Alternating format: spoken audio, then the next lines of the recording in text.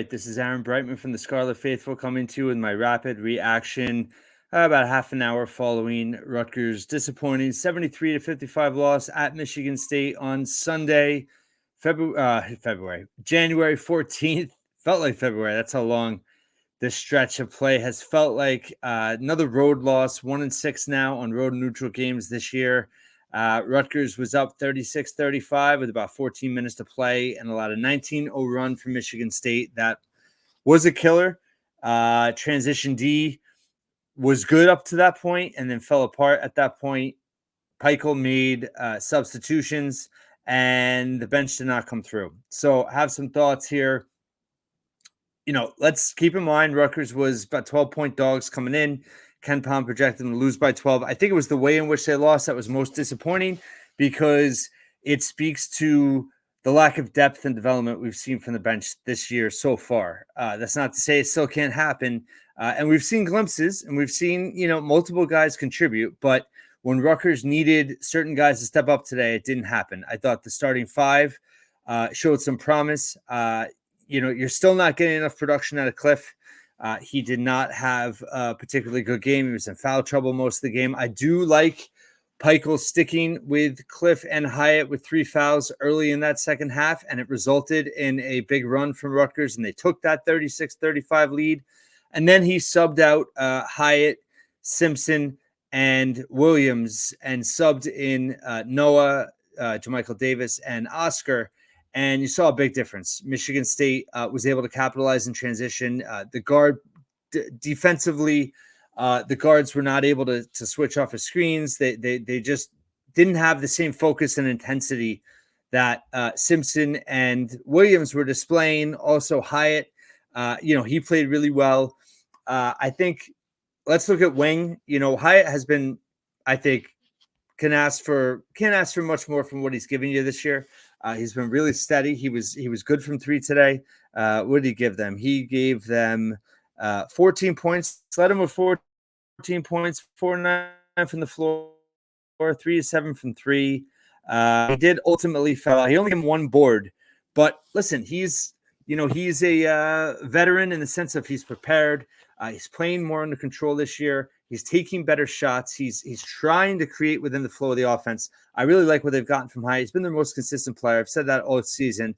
But the drop-off behind him at wing is massive. Between Gavin Griffiths, who struggled once again in limited action, Oscar Palmquist, and then Antonio Chol, you really have not gotten anything out of your wings aside from Hyatt this year. And that's been a big problem. And I think that showed up in a big way in this game. And then the backcourt, defensively, Williams and Simpson. I think Simpson has benefited now from a veteran core around him with Mag and Williams emerging.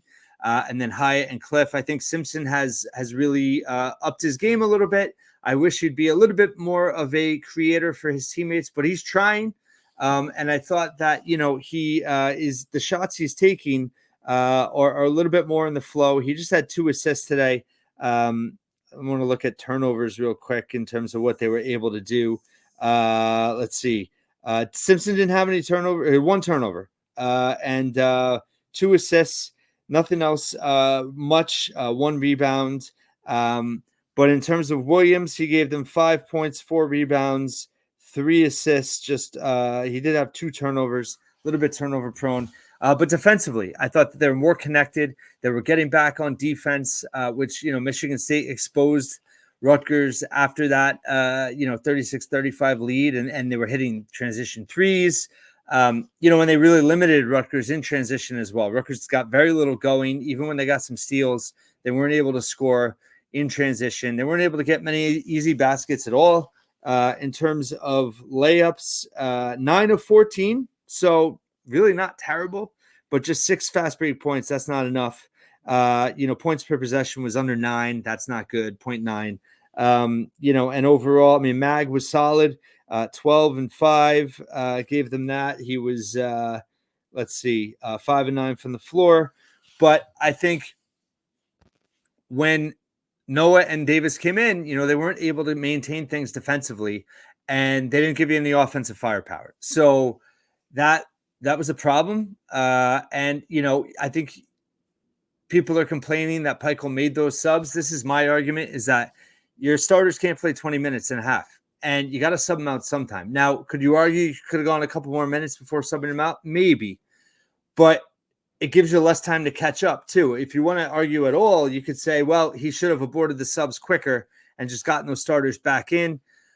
But, listen, the flip side of that is Pikiell showing confidence in his bench, but they didn't deliver. They didn't come through in this game. Michigan State was plus 11 in the bench points. And I think, again, it goes back to that lack of depth that you're seeing on a consistent basis from this team. We talked about this team having more depth, and it hasn't really manifested. Pikiell did hint after the game that, he hopes that help is coming, or he thinks the help is coming. That is Emmanuel Agbol, the center who had a torn ACL. He has been, getting closer and even dressing, for games now. So you have to imagine he's got to be close. And then Jeremiah Williams is the real interesting one, because you're waiting on the NCAA in terms of the gambling probe. And, is he going to be suspended? Will he be eligible immediately for basically essentially time served? No timeline, but maybe Rutgers has some kind of indication that it's close and that it's, generally looking positive. He would be a huge plus. I was on a podcast with Gio Baker and Austin Williams this week. Austin Johnson. And Gio talked about how he thinks, Jeremiah could plug right into the starting lineup. So I've heard really good things about him in practice so far, and I think he's going to be a key piece for next season.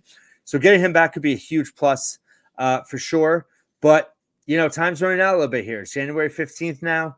They have a massive game against Nebraska on Wednesday. But overall, I think the positives are this team was battling. They showed up defensively. Again, it was 36-35. I thought the starters are starting to gel a little bit, with Williams and Simpson, Andre, Mag, and Cliff. You're seeing some more consistency. Again, Cliff still, is not as strong of a presence as you need him on both ends. I thought, he got called for those fouls that really hurt. That first foul in the second half I thought was ridiculous. He got that elbow from Sissoko into his groin that, wasn't called anything. Maybe it was incidental, but still, I think you have to be under control, right? And I think you're seeing some inexperience from, guys like Davis. I mean, he drew that charge on the transition, should have dumped it off. We've seen the inexperience and the lack of strength from Gavin. And again, these guys are in roles that we didn't think they were going to be in roles this big because of, Paul and Cam. And I know people don't want to hear it, but it's the truth. And we're seeing that now, and it's hurting big time. I think Noah certainly is a disappointment in terms of his lack of production, whether it's off the bench or starting. Obviously, he was starting. Now he's coming off the bench, but he's got to be able to provide some instant offense. That's where his value lies. And if he can't do that, he's not giving Rutgers much off the bench, and that was apparent today. So, I think Wolf gives him some, in terms of his screening action, his rebounding. But I think it was that when they went to the subs, that run started. Again, he had to sub at some point. I think you could argue maybe he should have, transitioned off the subs sooner. But there wasn't a lot of other combinations he really could have done there. And it's, a disappointing performance for sure. And something that this team, can they learn from it? I don't know if you could say that. I think it's more of just how can they get around some of the deficiencies they've shown. 3-point shooting, they were better today. Not good enough, but they were 7 of 18, which is 39%. A lot of that was Andre, 3 of 7. Mag has really shown improvement there, 2 of 3. And from the free throw line, they were 62%, but Wolf was 4 of 4. But Michigan State was 12 of 25 from 3, which is a huge problem. So they just did not defend the arc well enough. They did not have enough awareness where shooters were, especially in transition. They just got crisscrossed. And Michigan State's a great screening team and ball reversal team, and the defense fell apart. And I thought when the subs did come in, when the starters did come back in, they weren't able to recapture the pace they were playing with, the focus they were playing with, and it unraveled. And it was unfortunate. Again, it happened in a place they've never won. They had beaten Michigan State 3 of 4 coming in. But, disappointing result just the same. And certainly concerning. This team now 1-4 in Big Ten play. They have Nebraska on Wednesday, who just beat Purdue at home. They do have a loss coming off the road, but you have to defend your home court. You have to win at home right now to stay in it. And it's too early to wave the white flag in the season, but certainly plenty of reasons to be concerned. I think you need more production from Cliff. You need more production from your bench.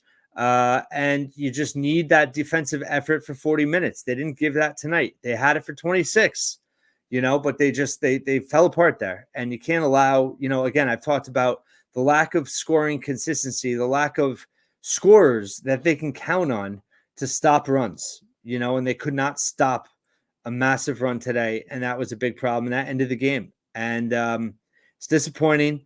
And, Rutgers certainly is in trouble. They're in trouble. Again, I like where the starters are heading. If they can get Jeremiah Williams, that would help. But the bench has to give them more, a lot more. And it didn't happen in this game. So, Rutgers did not get anything in transition. They were -7 on the boards. This is the worst game on the boards in several games. They didn't turn the ball over a lot, 10 turnovers, but Michigan State just 11. So they couldn't really generate easy baskets that way. So all in all, disappointing performance, and Rutgers has to respond. So we'll see what happens. Appreciate everyone watching and listening once again here at the Scarlet Faithful podcast.